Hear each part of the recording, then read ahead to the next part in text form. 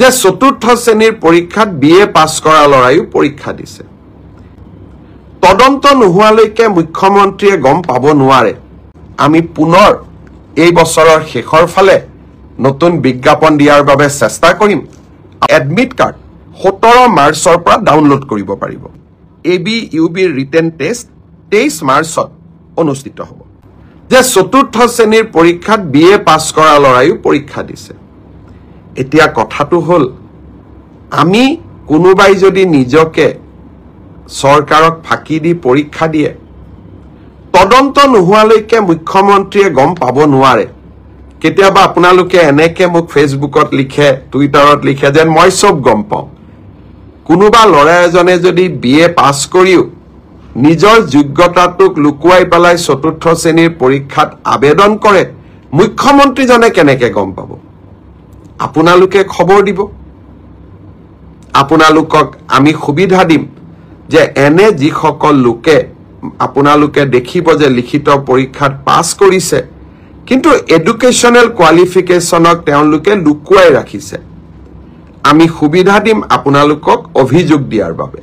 যাতে অৰেল পৰীক্ষা হোৱাৰ আগতে বা মৌখিক পৰীক্ষা হোৱাৰ আগতে আমি আপোনালোকৰ অভিযোগবোৰ নিৰ্দিষ্ট ইউনিভাৰ্সিটি লগত কথা পাতি আপোনালোকৰ অভিযোগবোৰ যাতে আমি নিষ্পত্তি কৰিব পাৰো পৰীক্ষাত আমি অৱতীৰ্ণ হ'ব লাগিব আৰু এই লিখিত পৰীক্ষাৰ্থীৰ বাবে যিসকলে কাট অফ মাৰ্ক পাবলৈ সক্ষম হ'ব তেওঁলোকে এডমিট কাৰ্ড 17 মাৰ্চৰ পৰা ডাউনলোড কৰিব পাৰিব আৰু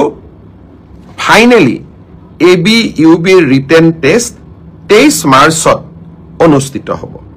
সকলে পাছ নকৰিব আমি পুনৰ এই বছৰৰ শেষৰ ফালে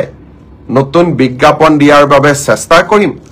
আপোনালোকে আৰু এবাৰ পৰীক্ষাত অৱতীৰ্ণ হ'ব আৰু লগতে অসমত উদ্যোগসমূহ আহিব মুখ্যমন্ত্ৰীৰ আত্মনিৰ্ভৰ অসম অভিযানো আছে আমি নিজকে তৃতীয় আৰু চতুৰ্থ বৰ্গত নহলেও বেলেগ ধৰণে পাছ কৰি বেলেগ ধৰণেও জীৱন সফল কৰাৰ বাবে আমি একেটা নম্বৰ যদি বহু পৰীক্ষাৰ্থীয়ে লাভ কৰে তেতিয়া হলে একে নম্বৰ পোৱা লৰা ছোৱালী সকলেও পৰীক্ষাটো ডেফিনেটলি পাছ কৰিব অৰ্থাৎ আমি যদি ধৰি লওঁ 50 যে কাট অফ মাৰ্ক কিন্তু 50 যদি 50 জন লৰাই নম্বৰ পাইছে তেতিয়ালে 50 জন লৰাই লিখিত পৰীক্ষাত পাছ কৰিব গতিকে 1:2 বুলি কলেও 1:2 একেবাৰে গ্ৰামাটিক্যাল সেন্সত নহব